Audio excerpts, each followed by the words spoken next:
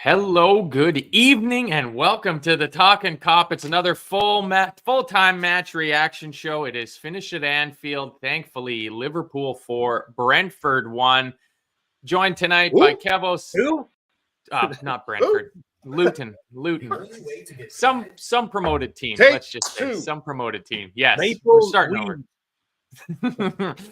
Joined tonight by Kev O'Sullivan, and for the first time since, I think, 2023, Goldie's back on. So, Goldie, how are you? Long time no see. Yes, I'm good. I could have done without the first 45, but we'll get into that. Other than that, life is brilliant. Never Nice. been better.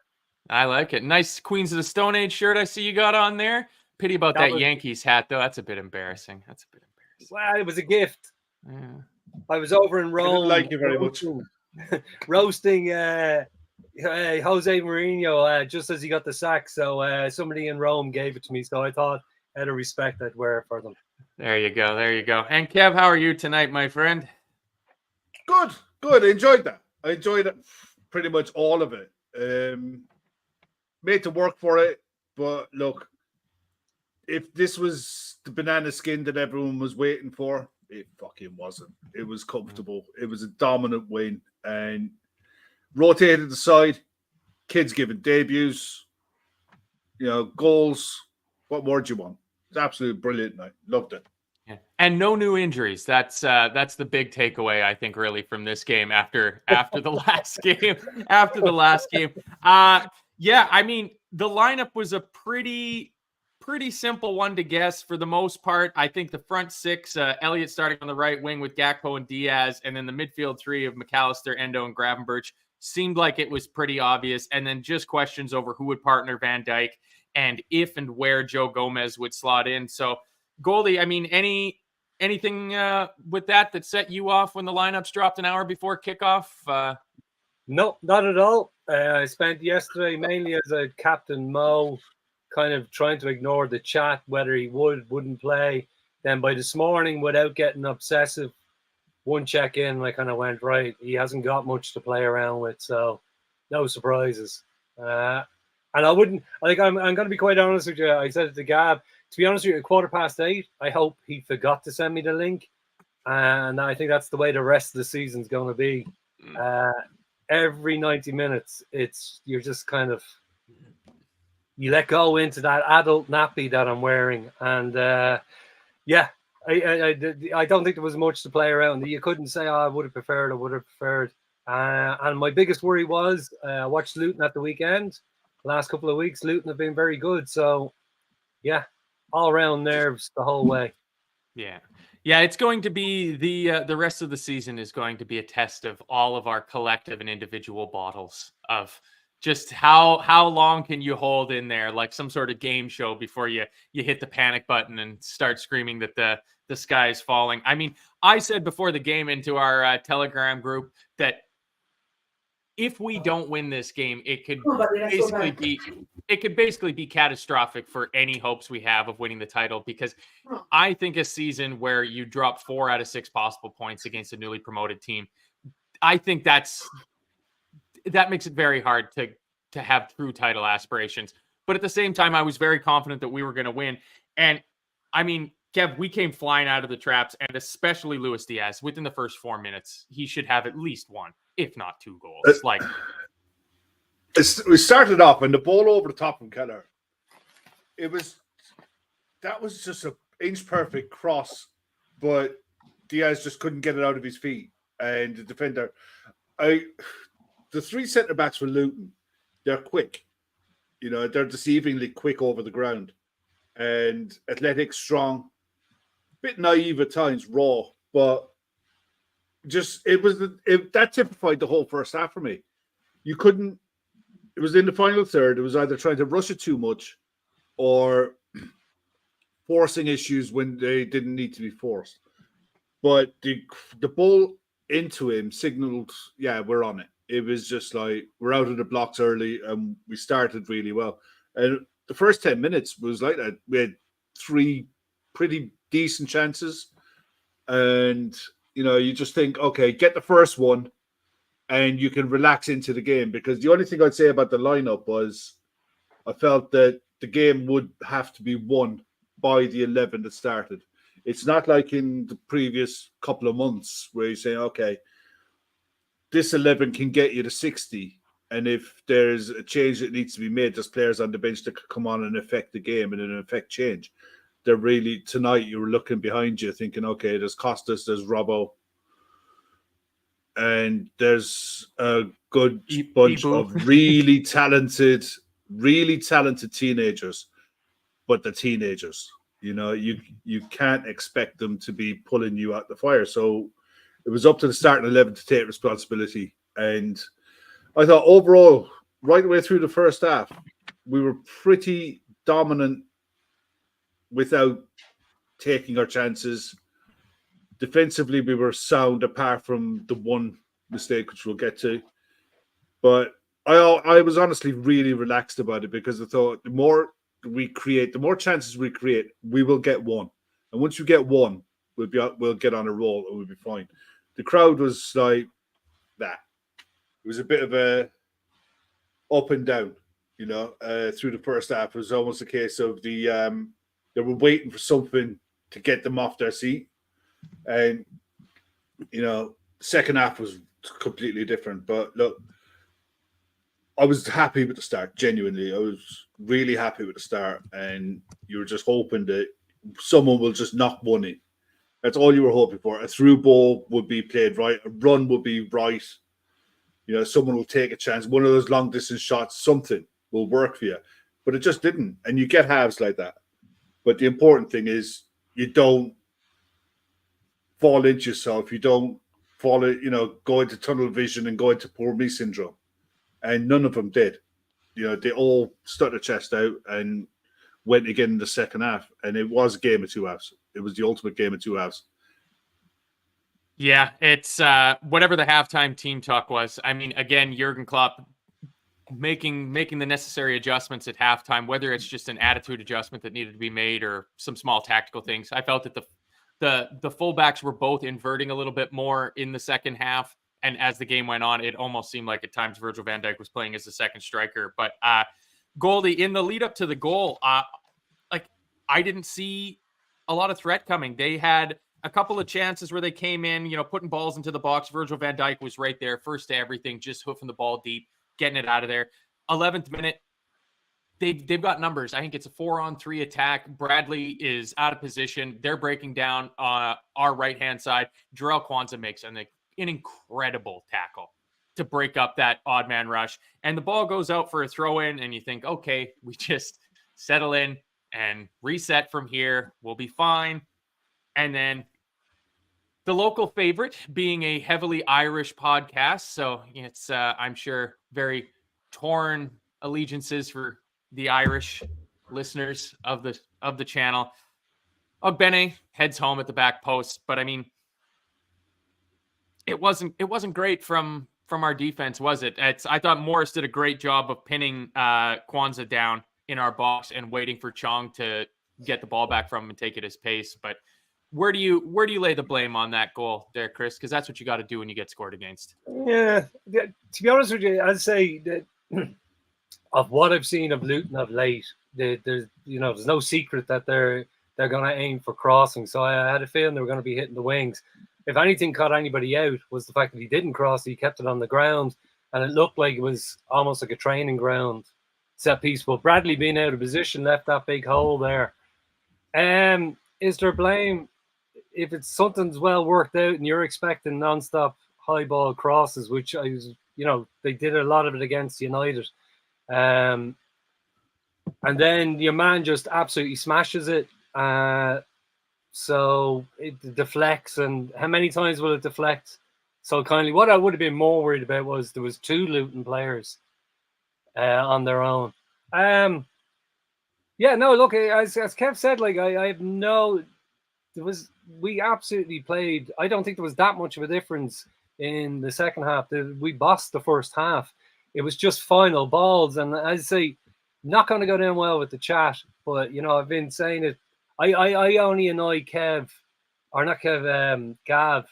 WhatsApp, random ones during games, not for any particular reason. Going Diaz is doing my head in, and the reality of it was we created tons of chances. and he was at the forefront and either didn't control, made bad decisions, slowed it down, whatever. So yeah, would I be pointing fingers at somebody for blame? Not necessarily. It was one of those quick moves they'd obviously worked on, and yeah, it was a good layoff. It almost looked like a training ground set piece. As soon as the player had his back and leaning in, he knew he was laying it off. And then I'd say it was smashed. Some people might get on the Keller bus about it, but it just rebounded anywhere. It would have been far worse if it had went between his legs, which it looked like it was going that way. And so, yeah, I would have focused more on what we didn't actually do ourselves rather than we're not keeping clean sheets all season. So, yeah. That's probably not the answer you wanted. No. There is no right answer for this. It feels like, Kev, it's just one of those goals. It's like you're not going to keep 38 clean sheets, no matter how good your defense is. You know, the greatest teams ever have not conceded a goal. Good play from was them. Good. It was a good 1-2. I mean, you're looking at people tracking runners, but in general, he had a shot at the near post. Keller saves it with his legs. It's not like you're going to dive down to your near post to try to save that because you're expecting the ball to go across you.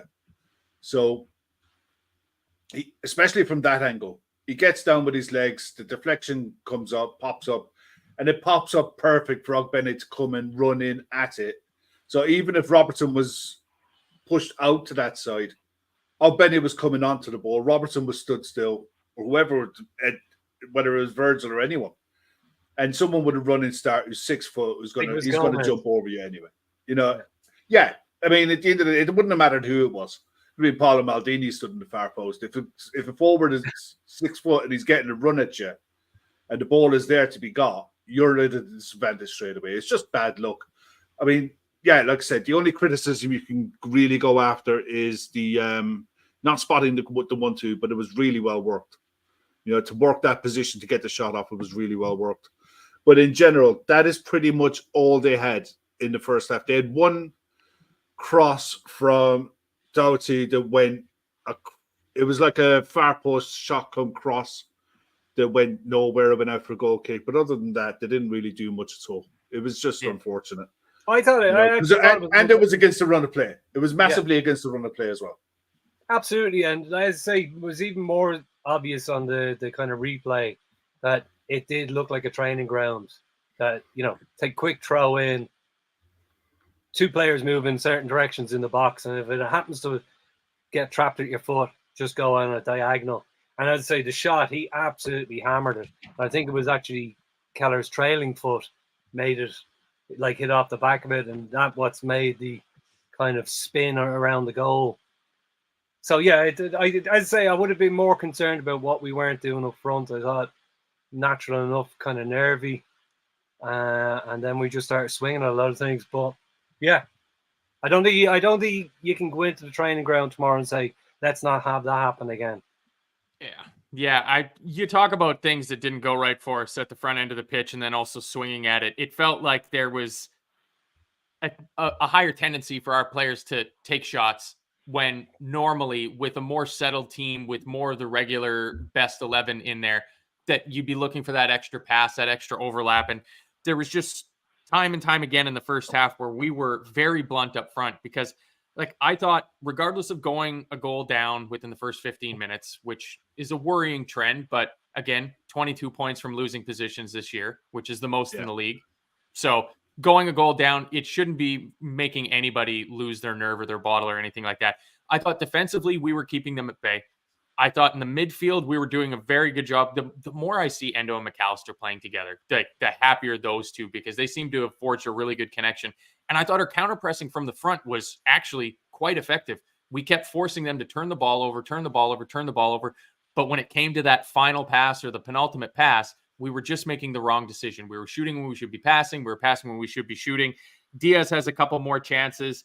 I mean, you get all the greatest hits as we run in towards halftime. 27th minute, Joe Gomez gets the ball, acres of space. Nobody from Luton's going to shut him down because he's never scored a senior goal. And if you don't know that, shoots over.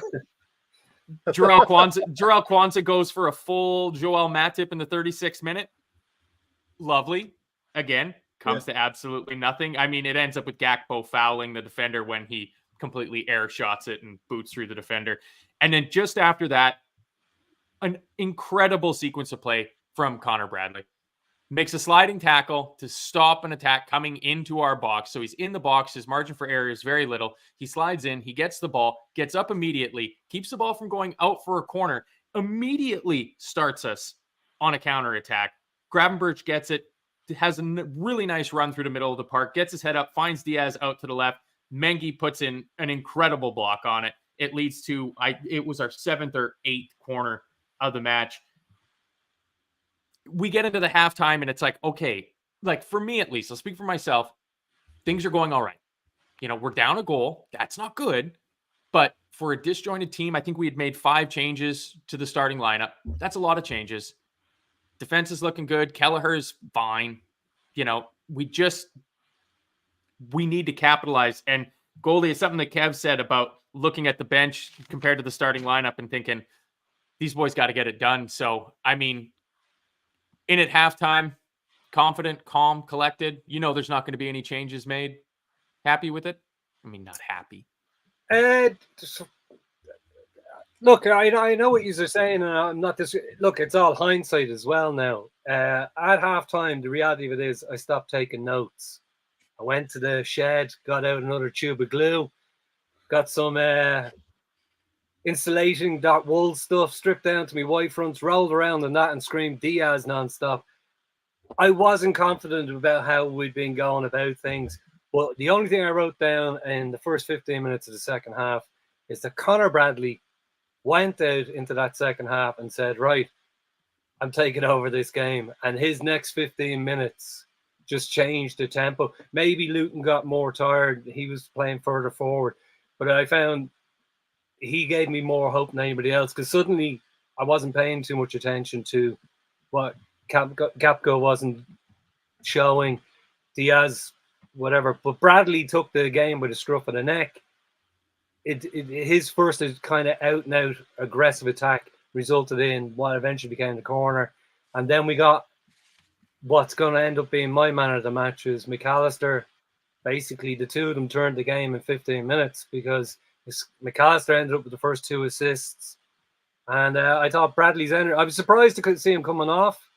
But yeah, we have to step it up. I mean, we're not, there's no point in trying to kind of almost look at this now tactically. Home games, the first rule I'd have tomorrow is that Klopp bans Koeman from turning up to watch Gakpo because Gakpo just seems to go to jelly and look really like he's in a war with himself because he knows Ronald's up there in the VIP seats. But we just have to go for it. I know who we don't have, but they had to go for it. And just Connor Bradley for, say, the first 15 minutes of the second half, he seemed to be everywhere. Everything that was going forward was through him making runs. Whereas Diaz is stopping, trying to do his leg shake, river dance. Bradley just went at it for 15 minutes and, yeah, turned the game as far as I'm concerned. And then Virgil delivered a bullet. So, yeah, the momentum changed and we just plowed on. Thank God for Bradley. Kev, I don't know if you noticed it, but I had noted down in the first half that it already looked like some of the Luton players were getting tired because they were putting in some yards. And just in terms of a tactical thing, it seemed like Alexis McAllister almost had the responsibility of man-marking Ross Barkley because Ross Barkley has been the guy that has been making this Luton team tick. And it seemed like every time he had the ball, within about half a second, he had a snappy little Argentinian just right on top of him. And he wasn't really able to influence the game. No, he wasn't. But one thing I noticed from the first half to the second half, the first half, we didn't attack down the right-hand side at all. Bradley he hardly got involved in the first half. He didn't venture forward. He never got past his wing back. He didn't tuck inside. He didn't get involved in the game at all. Second half, it was night and day the difference. Everything shifted down the right-hand side, and our best attacks came from the right-hand side. Before we got the goal, there was a massive shout for a penalty. Absolute massive shout for a penalty. And I think it was, I don't know about you, I think it was a Stonewall penalty. I thought it was Stonewall I thought it was stonewall handball. I couldn't understand how the argument is his arm was behind. It was behind his body, and he didn't know where the ball was. My fucking fat arse, he didn't know. I'm telling you now, anyone worth their salt who's played Sunday League will make themselves as big as possible. If you think the ball is going past you, you will stick out an arm to make sure that you get something on it. He knew exactly what he was doing. They talk about the silhouette. You often hear about, the arms are away from the body. And it was a stonewall penalty. We were 1-0 down. And you've seen it with other sides. When you don't get a decision like that, their heads blow up because they feel injustice and they feel like they're being robbed. And you see them flying into tackles. We didn't. We just kept going. It was like we knew we were playing well. We knew we were putting them under pressure. They never really threatened at all for the first 15 minutes of the second half. And we just kept going and going and going. And let's say Conor Bradley was a massive effect. It also helped Harvey Elliott getting involved inside and having someone going outside on the overlap allowed him to have a bit more space and time on the ball in areas he can affect it with just quick movement. It was once we got that corner, and because we had a corner earlier, a few minutes beforehand, and the cross came in and it went high, and it was almost like a float across. And it was like, oh, come on, you've got to give him some pace to work with. And I don't know what happened with the goal, but you could see Virgil trying to make the near post run. So it was definitely signaled to get to the near post. And the corner came in flat and accurate, and Virgil got his header on it. It was a bullet header. Once he got his head on it, it was going in. And it was bang. 1-0, grabbed the ball out of the back of the net, back to the halfway line. They know they're in a situation in the league from here on out now where draws are as useful as chocolate teapots. So it was like, put the ball back down the spot. We need a second. And, they knew they were well on top. Players know. They know when they're dominating a game. And it wasn't a case of when that ball went in was relief. Might have been relief for us. It wasn't relief for the players who were involved. For them, it was like more again. Just get the ball and just don't let up. You've got your foot on their throat. They'd run their legs off against Manchester United. They were really, really unlucky against Manchester United. Should have got something out of the game, put an awful lot of effort into it. And we just ran the legs off them for that 55 minutes. Didn't stop. And we weren't going to stop. It was like, you got one, right, go again, get the next one, get the lead. Get the lead, keep your foot in their throat, and don't give them nothing. Don't give them any encouragement. Yeah. And that's how it played out in the end. Just because it seems like, as Scouser Pete points out, that it's you versus the chat in terms of the penalty, you've got a few allies. CJ's also on your side. It just says, I'm actually okay with it not being a pen, but when they are given in some games and not in others, this is where fans get frustrated. And that's what I'm saying. It's like, I don't want that to be a penalty, but I do.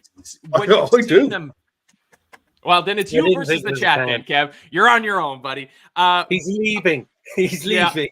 I'm letting the dog out. He's gonna go find the chat and have at them. That must be the Arsenal horn players turned up again. He's at the window. Yeah. You bring all the good luck. I'll tell you what. It wasn't a pen. I'm sorry. Handball in the box is the difficult one to give. But say if you put your hand away from your body and it affects someone getting a chance on goal, it's a fucking foul. It's a foul all day long. It's a foul outside the box. It's a penalty inside the box. That has to be given. I really couldn't give a flying fuck whether people agree with me or not. It was his back arm as he's running towards the goal. He didn't even raise it. What's his hand doing there then? It's his hand is out away from his back. His arm is out away from his back. He's not a penguin. What else is he doing there? He's not a penguin. What else is he doing there? It doesn't matter. It doesn't matter. What is he? Superman. I'm sorry, no. Bollocks. The penalty. I am actually starting to think Kev's the fan that Klopp wanted kicked out in the first half. Klopp seemed to get fairly narked about something that was being roared, and I think it was Kev. Yeah, all the way from Cork, he could hear him there. I mean, the people. the penalty wasn't given, but before that, my favorite thing, I think, of the whole game was Mengi fouls Luis Diaz 2 times immediately at the start of the second half. And the second one is finally called, and it ends up with Liverpool goalkeeper coach John Achterberg getting a yellow card, which is like, holy, what did you say? Because he seems like a pretty quiet guy that's not really at the forefront of things very often. But there's Achterberg getting a yellow card. On that first goal, I mean, Goldie, you mentioned when we were talking about Luton's goal that, sometimes it's a good set piece. I thought this was an excellent set piece from us because you saw Virgil and Kwanzaa lined up. They had their markers.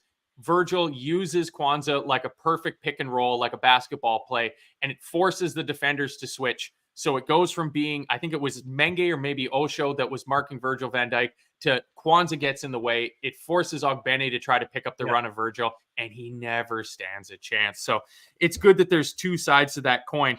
And I don't know about you. You said you had stopped taking notes by this point, but I was barely finished taking notes, and all of a sudden, Connor Bradley's got the ball in the box. A save by the goalkeeper with his feet. The ball deflects up into the air. Then they make a substitution, and I barely got the substitution written down, and the ball's in the back of the net. And I'm not going to lie to you, boys. I forgot which way we were kicking, and my fucking ass fell out for a split second. Because it's like, and it's in! And it's like, what? And I was like, oh, shit, yeah, no, we're kicking towards the Kop. All right, 2-1, 2-1. But, I mean, throw-ins, Chris. We concede from one, and then we go back and we score from one. But that is a team that is fucking switched on, that is tuned into the game, that, you can go ahead and make your substitution where Andros Townsend Sr. comes on for Woodrow Wilson. And the second the referee blows the whistle, McAllister's already making the run. Yeah. The throw-in comes to him. He pings that ball in, and, I mean, unstoppable header just about at the near post from Cody Gakpo. Boom, boom, it was just brave. like that. It was brave from Gakpo because I wouldn't have called it McAllister fairly lashed it. It wasn't like a nice gentle cross. I don't even think the keeper got a chance to react. But I said to you already, I think Bradley and McAllister, there's a reason why you're not the champagne player on an Argentinian team that wins the World Cup. It was that 15 minutes of just taking control, taking the game by the scruff of the neck. And it's no surprise that, in 5 minutes, literally, he provides 2 crosses. And, And I actually expected Luton to be better particularly from high crosses, because they work on it so much for their own advantage in scoring. So you would imagine a lot of their drills involve their defenders defending crosses. But, it was massive moment. I agree with Kev. I didn't sit there thinking, oh, they're going to catch us on the counter. I hadn't really thought about it. Barkley has been so important to them, and he was anonymous tonight. But I suppose they put in such a massive shift at home against United, and the quick turnaround.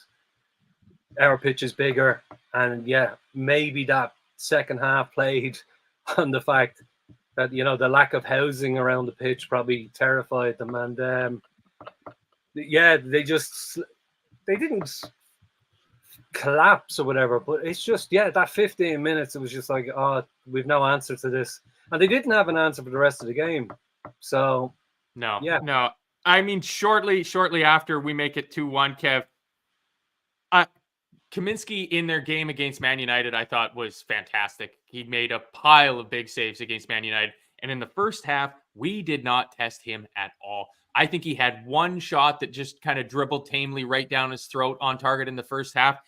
And he makes a hell of a save on Virgil van Dijk, because Virgil should be picking up a brace, because he gets high. He puts power on another corner. I stopped numbering them after a while. We must have gotten a baker's dozen corners in this game.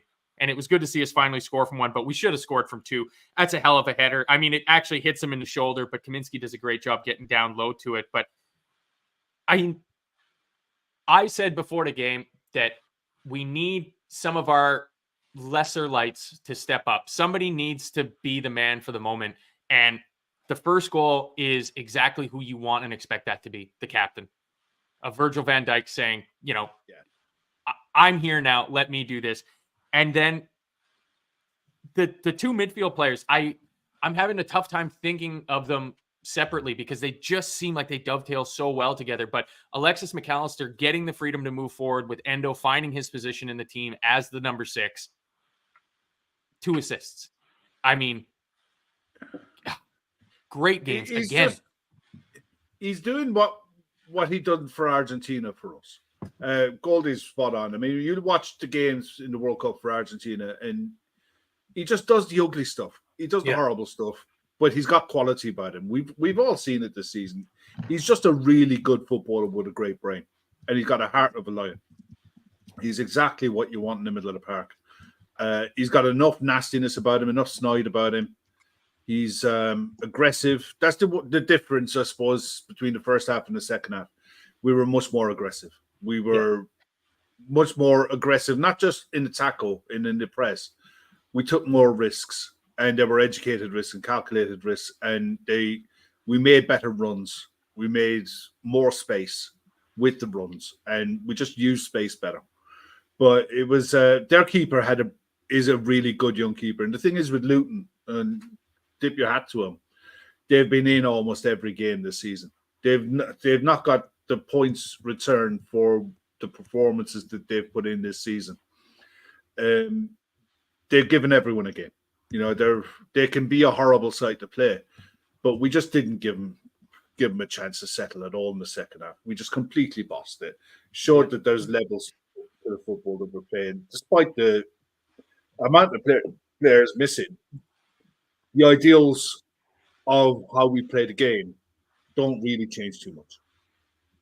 And again, he made save after save. It was just a case of when is this third one going to come and just kill the game off altogether? Because there were shots coming in from outside the box that were testing them. There were stuff going out for corners. It was chance after chance after chance. And then eventually, on 71 minutes, Diaz showed real composure.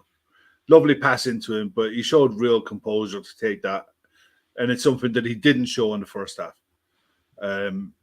He took the ball in his stride, made the angle, and slotted it in a near post with a bit of finesse, with a bit of quality, and a bit of composure. And that's all it needed, was that little bit of composure. And then it's just like, relax. Enjoy the rest of the game, because whatever hope they might have had of getting something at 2-1 and getting back into the game, they're not getting to. No, they're definitely not. And I mean, funny enough, the third goal comes from another throw-in, which is their throw-in. Yeah, that's a pretty strange game where you're getting 3 goals that are coming as not quite the direct result of throw-ins, but in the near aftermath of it. But I mean, just before that, we get Robertson coming on for Connor Bradley. You mentioned Goldie. You were kind of surprised that Bradley went off because he was playing so well. To me,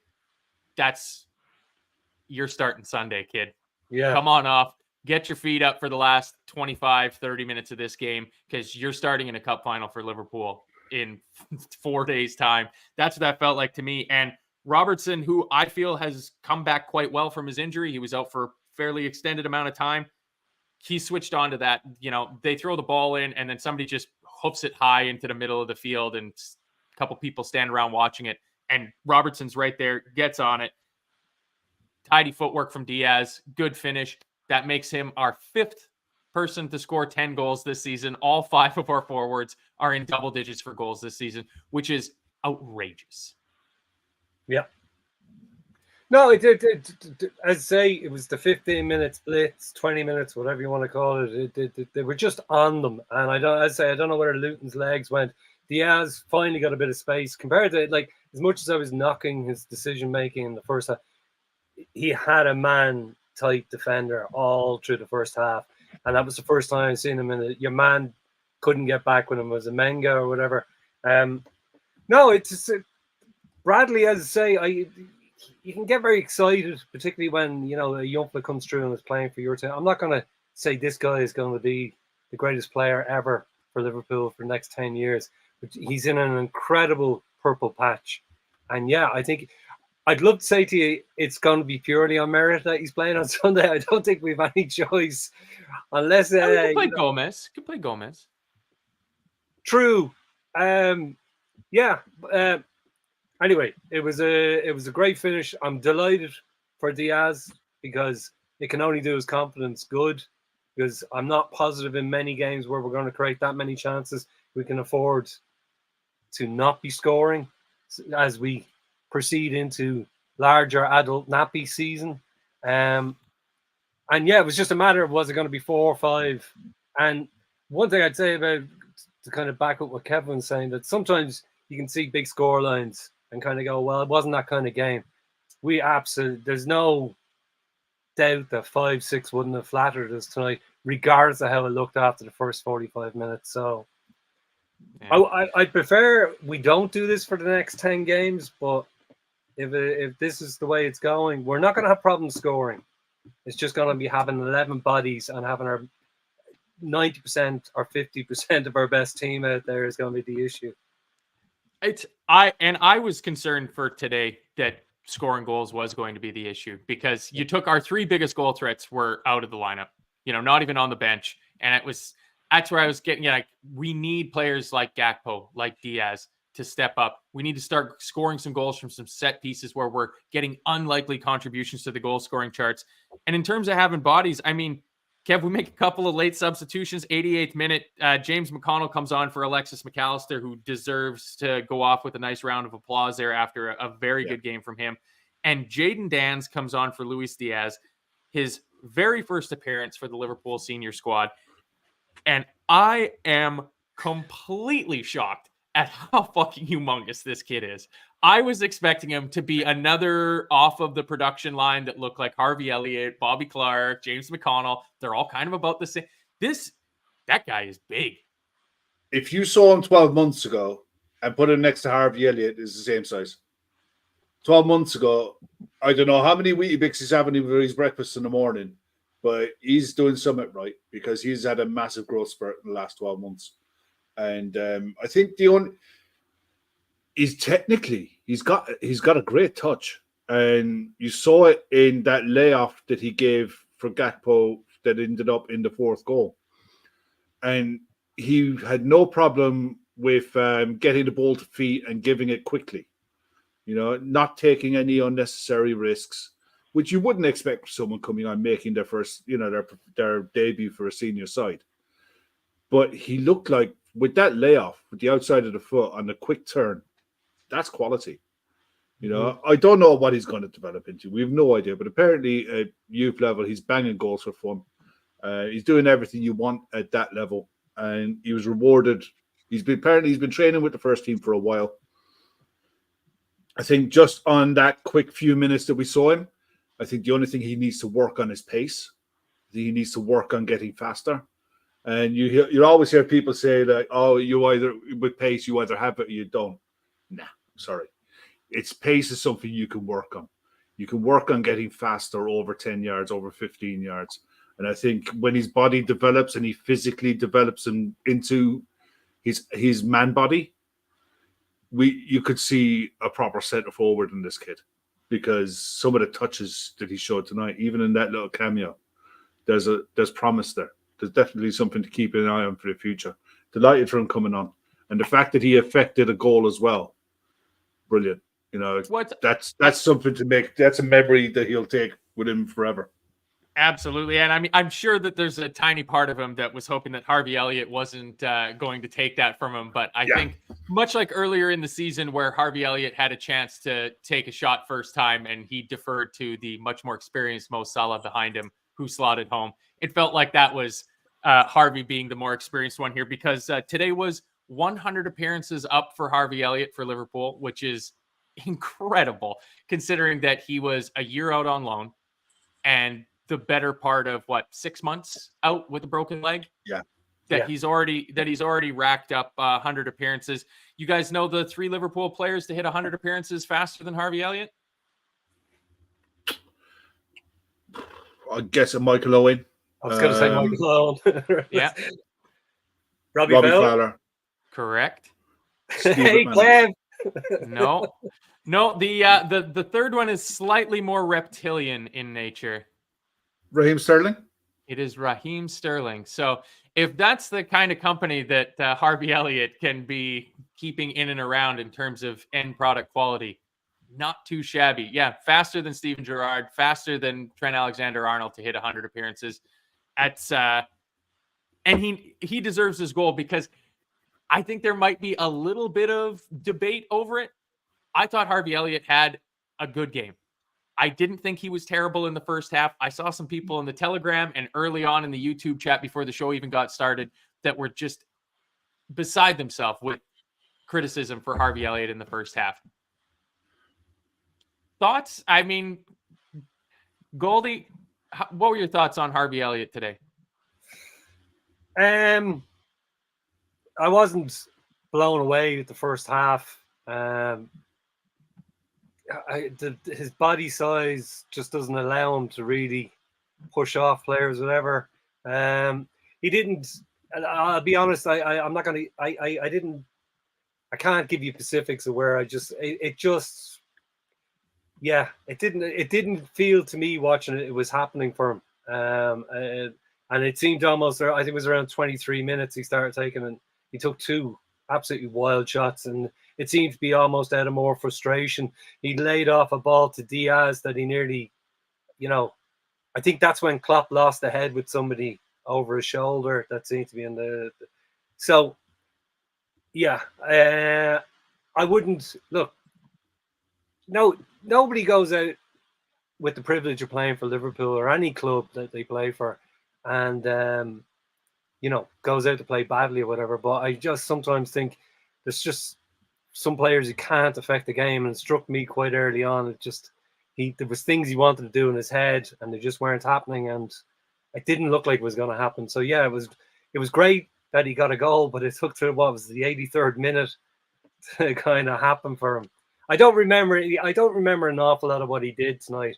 He's absolutely enthusiastic. He's running around, but it didn't feel that, particularly the first 45, he was going to be the game changer. So, yeah. And the problem you've got your new Curtis Jones now that Curtis is out injured. I see.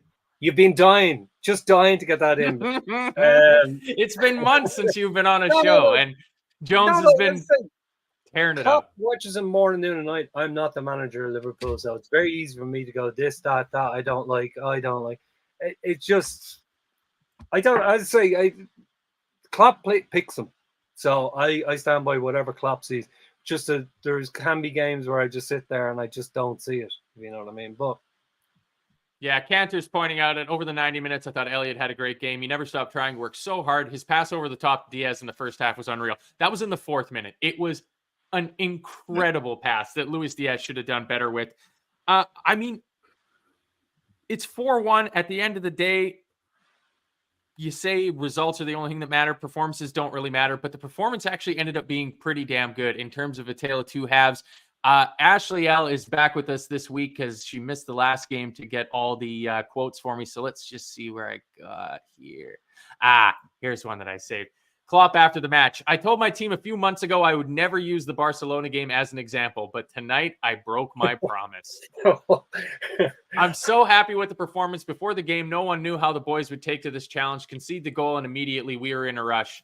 The second half was a thunderstorm. Wow. It's one of those nights where it will be difficult to stop talking about it. It just wants to come out of me. I'm so happy. And then from the Luton manager, Rob Edwards, he says, really good first half performance. Second half, we saw Anfield. It was like the Kop was just sucking it in and we couldn't get out. I mean, Kev, that's the cliche, but it really did feel like one of those games. Like there's a 5-degree tilt to the pitch, and you're running downhill towards the Kop.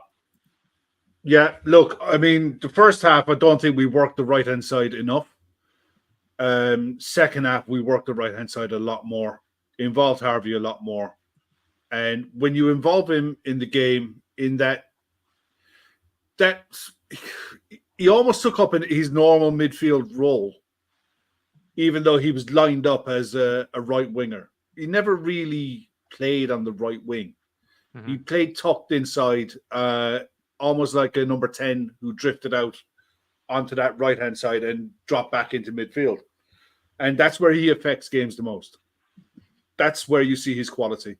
You're not going to see him bursting past players and blowing people off the ball. It's not his game. It's give and go, using quick feet, his quickness of his mind, where he sees things. You saw it a few games ago with a chip into the box for assist for a goal.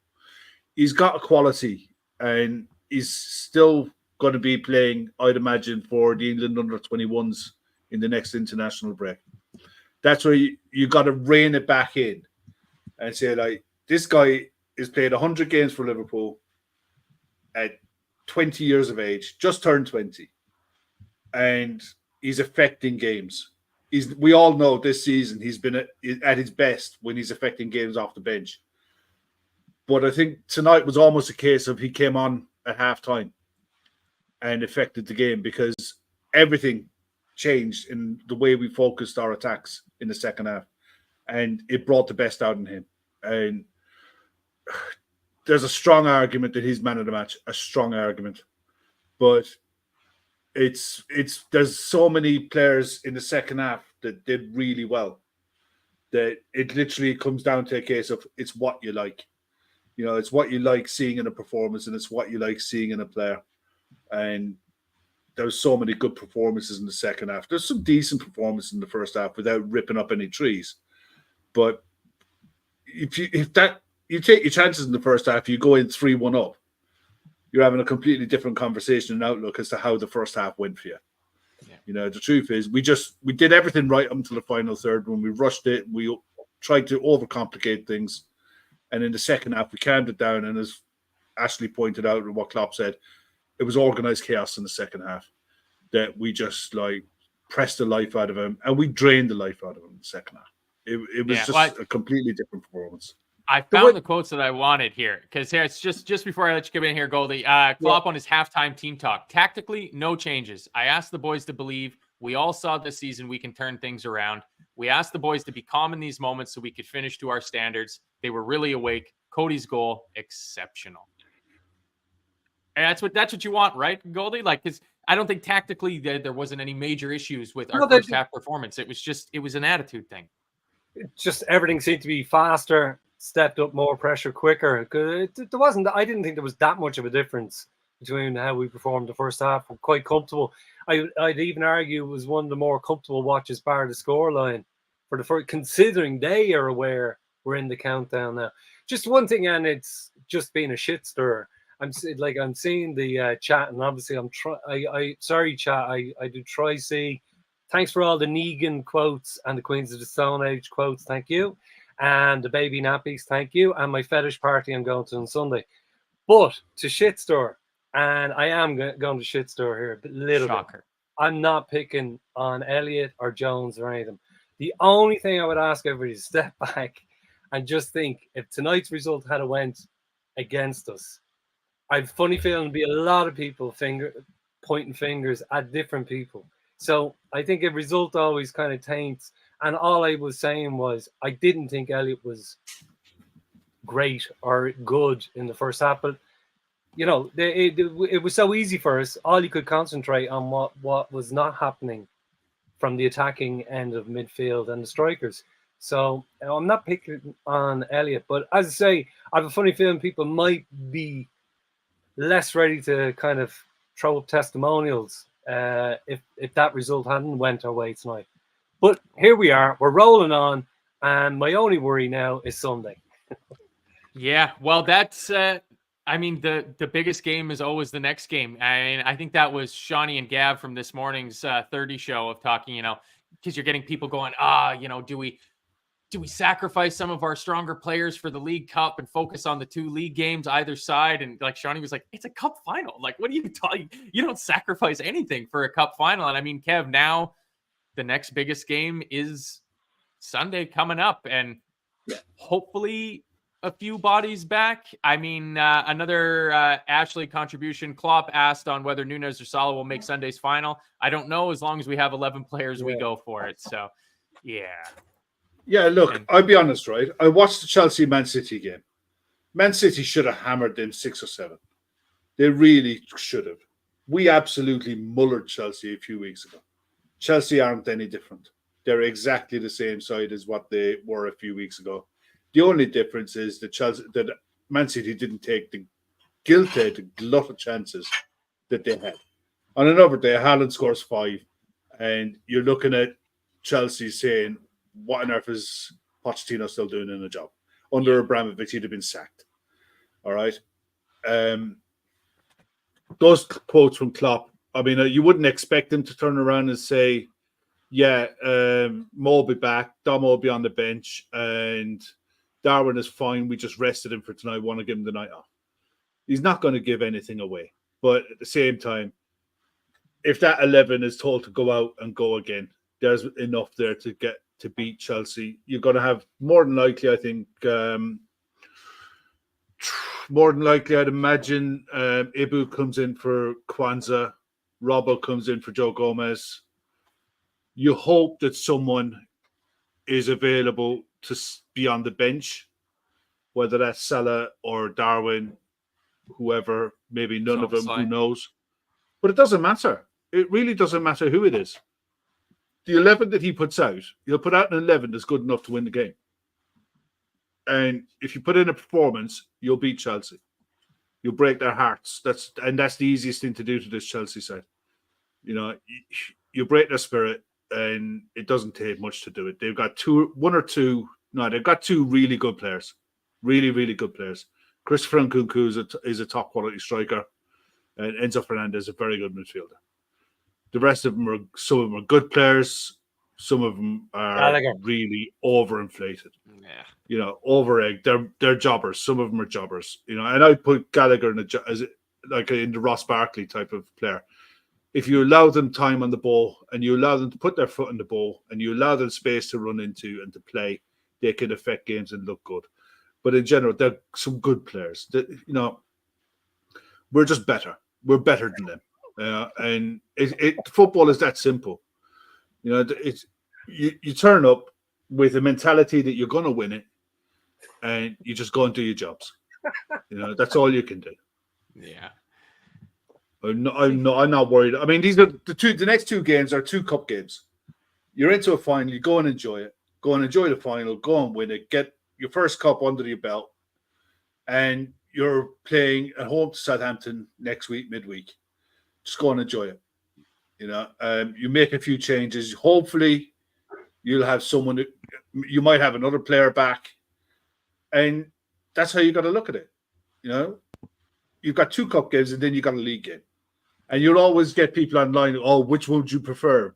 3 points or a cup? Fuck, I want all of it. Yes. Yeah. The answer is yes. I want a cup. I want 3 points. I want to go through to the quarterfinals of the FA Cup, and I want to beat Man City at Anfield in a couple of weeks.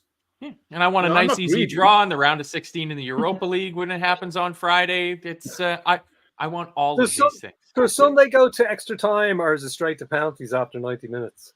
No, it's extra time. Extra time. Yeah. It'd be minutes and legs and everything is just, I'd be more concerned.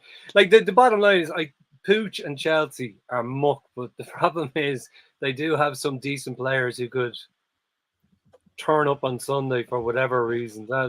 And it's another 90 minutes, 120 in the legs. Big shout out to Shawnee Lawson. Call me. For that party on Sunday that you're going to.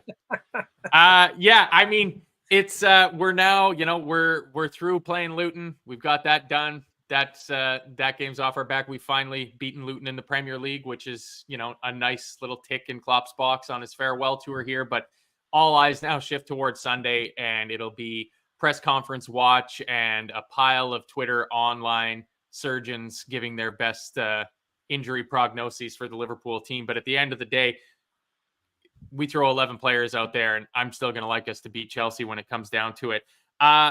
Before we get into doing man of the match, just want to say thanks for everybody for joining us tonight. I see we've got about 300 and some people in here tonight. So if you're not one of the regulars, if you haven't already hit the thumbs up button, please hit the thumbs up button for us. If you're listening afterwards on a podcast download or watching it over again on YouTube, again, hit the thumbs up button, give us a 5-star rating. That's all well and good. And if you can't do that, what I would ask you to do is go down into the show description. You'll see the link for our charity fundraiser that we're doing for this year. It's fan supporting food banks in Liverpool, the Lighthouse Cafe in Dublin, 2 organizations that are trying to help out people that are really having a tough go of it in terms of just being able to provide food for themselves and their families. So we're trying to raise 10,000 euros for these 2 fantastic organizations. We're going to split whatever we fundraise right down the middle. and have it shared to these two groups. If you can donate, please help us out and donate and keep us ticking towards our 10,000 euro goal. Oh, Johnny Doyle gifting a Talkin Kop membership. Hopefully somebody's got their memberships turned on and that gets taken up quickly. There you go. Dan Austin gets gifted a free 1-month membership to the Talkin Kop. So if you're not already a member, highly suggest you become a member. You're going to get shows like the 30 from this morning where Gav was joined by Shawnee Lawson. Had a little quick chat about the football and then talk about some random stuff. It feels like the next week or so might be heavily dominated by Steve Bruce novel talk, which is unbelievable. It's unbelievable. It's a pity we can't do a fundraiser to help Gav buy those books, considering that they're a couple £100 a piece, which is just absolutely outrageous. But tomorrow night for members only on the YouTube, 700? Yeah, 750. But the good news, Matt, is that weirdly, I don't know whether it's the algorithms, but Steve Bruce is being looked at seriously for coaching one of the big teams in South Korea.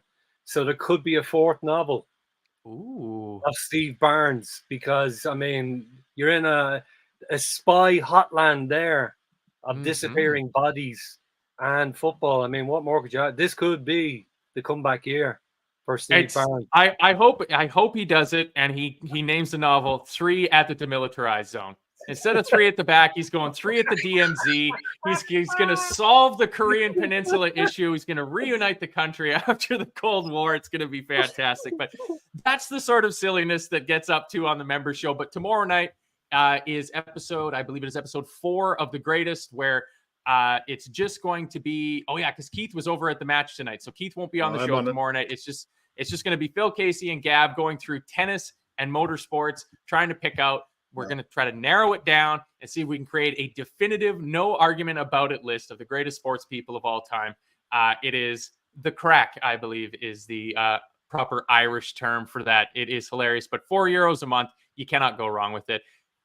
But for our fundraiser, if you can't donate, please share it along with your social medias, because you never know who might feel like donating to 2 worthwhile causes. And speaking of the aforementioned Phil Casey, he is also trying to raise €5,000 for the Laura Lynn Hospice, which is Ireland's only children's hospice. He is doing way more work for it than I'm personally doing for the Talkin Kop fundraiser. He's running up the side of a mountain. I believe on Sunday morning, he takes off to go running 300,000 kilometers or something like that. But it's just an unbelievable amount of work and dedication that Phil's putting in for that. And the fact that he's doing it to raise money for the Laura Lynn's Hospice in Ireland is absolutely fantastic. So you'll find that charity link in the description as well. So we appreciate if you go and help out with that.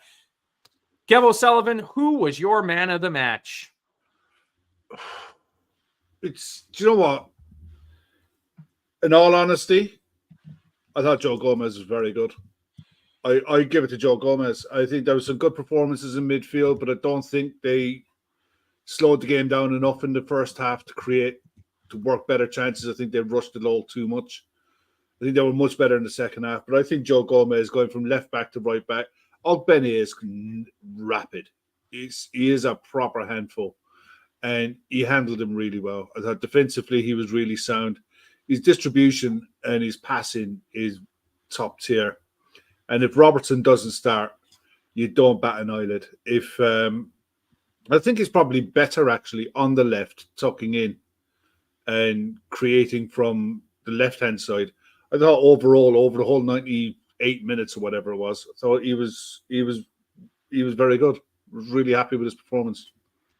That's an outside shout. I was not expecting a Joe Gomez shout. I'm even less expecting Avo III, who says his man of the match was the bastard who turned off his IPTV subscription before the game started.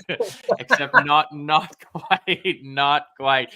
Goldie, man of the match for you. It was a toss-up between Bradley and McAllister, but by the fact that McAllister literally done the whole game, McAllister for me. 2 assists when we absolutely needed them. Just does, as Kev said earlier, a lot of dirty work. And McAllister for me. Yeah, Kieran B says, your man for taking the yellow card and not Klopp. That's Achterberg. Again, that's just absolutely hilarious. That's so funny. I realize Klopp is on the borderline for a touchline ban, isn't he? Yeah. Yeah. I mean, That's he should have taken it though, right? And then been banned for the Forest game so that he knows that he's back for the City game, right? Like a Sergio Ramos sort of, Ooh, that's choose Steve when to. Barnes thinking there, Matt. That's Espionage.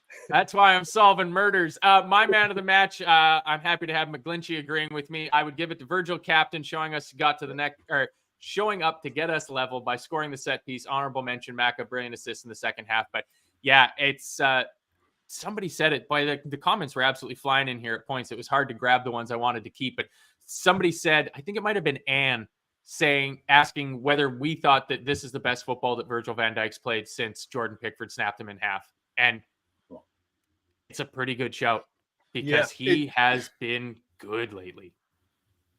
Yeah, he has. The only thing that I don't think he did enough, and he hasn't been doing it for a while, really, is rolling the ball out in his right foot and just doing that 50-yard diagonal ball out to whoever. Yeah, no more. But Bradley can make up that ground, And when Elliott is playing in midfield, even when Jota was in front of him, Elliott goes wide onto the touchline, and Jota would be the one on the right wing tucking in. That ball is on for most of the game, and he just doesn't have it in his locker. Or either he doesn't trust himself to play it, or he's under instruction not to play it. Who knows? Defensively, he's really good. I still think he should score more from set pieces. He's got in the last 2 or 3 games, he's rattled crossbars. He's forced good saves out of keepers. I think that side of his game is coming now. But defensively, he's really good. I don't think he's at his peak. But there was one little snippet tonight. I think it was about 80-odd minutes gone. When Ogbene went around Gomez and he opened his legs up? Yeah. Ogbene was about to go, and Virgil was like, wait, nope. Gets his foot in and just calm as you like. Football Viagra, that was. I felt it change. I saw it. I'm so happy we all noticed it because I had a big It's little things like that. Yeah. It's little things like that you see in a game and you're like, all's bright and rosy in the world. We're all great. Yeah. Well, no need to stress. Relax. Football, Christmas tree, Viagra. Yeah. I don't think he's at his best, but I think he's good enough. Yeah. Yeah. Well, I mean, not at his best. He's still one of the top 5 center halves in all of world football. So that's a pretty good piece to have as we continue the charge on all 4 fronts. We continue the push for 96 points, which will 100% win us a Premier League this season. All is rosy in the garden for another night. We've survived another full-time reaction show.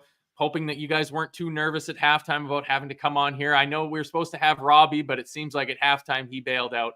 I don't think that's actually the reason. I'm sure something legitimate came up and it wasn't just the halftime. The first half. 1-0. Yeah. It wasn't just being down 1 goal after a fairly lackluster performance in the first half, but 4-1 gets the job done. We move on to the next one. Boys, we got a cup final. Next game is a cup final. There's a shiny piece of silverware up for grabs in the next game. It's going to be 0-0 and go to penalties, isn't it? Hopefully not. No, I don't think so. I mean, in fairness, Chris has been saying all season that Joe Gomez is getting his first goal in the cup final is going to be the winner. So I'll hang my hat on that. Yeah, that's Sheen, as I've been told by Tom Bolin how to pronounce his name, said earlier that Joe's goal is coming Sunday. Mark my words. And Cantor says, lads, 12 more wins and we are champions. Really starting to get nervous now. Really looking forward to this run-in. You just got to embrace it. You gotta be willing to roll the dice on absolute heartache, because the flip side of it is the mountaintop. The flip side is the mountaintop. So we go again. So thank you very much, everybody, for joining us tonight. Thank you to Kev O'Sullivan. Thank you to Goldie. Cup final, people. And even maybe more importantly, the next episode of The Greatest coming tomorrow night on the members feed for everybody. I cannot wait for the absolute madness that is anything involving Phil and Gav. It should be great. But thank you, everybody, for joining us. Please hit that thumbs up button on the way out. We'll catch you guys for the next show. I'm presuming there's going to be a 30, maybe tomorrow morning or Friday morning. Do a little cup final preview for that sort of thing. So stay tuned. Make sure you got that notification bell turned on so that you never miss a show. But that was it for us. Anfield finished. Liverpool 4, Luton Town 1. Liverpool's top of the league. See you guys.